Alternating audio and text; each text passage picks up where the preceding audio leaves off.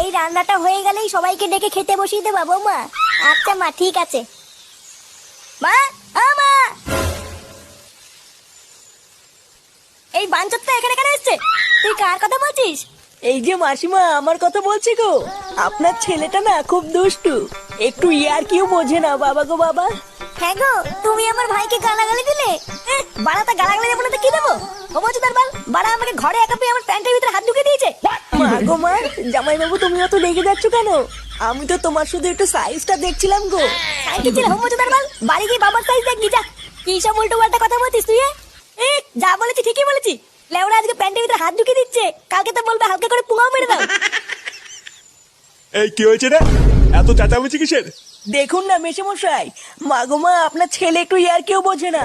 ওটাই আর কি ছিল বাঞ্চুদ? দেখেছেন তো কিভাবে বলছে।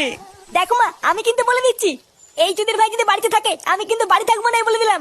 চোরে বাচ্চা, তুই ঘর থেকে বেরিয়ে যা। আমরা কোনো কাজকর্মের বেলায় নেই, কোনো রোজগার পাতি নেই, আবার বড় বড় কথা। ও বাড়া, মায়ের থেকে মাসির দরদ বেশি, তাই তো? বাড়া এখন তো দেখছি আমার থেকে এই বাড়িতে এই হোমচুদার দাম বেশি। লেওলা যেদিন এই হোমচুদাটা তোমার ধুতির ভিতরে হাত ঢুকিয়ে নেয়ানারি করবে সেদিন বুঝবা বালের এই বাড়িতে আমার কোনো দামই নেই।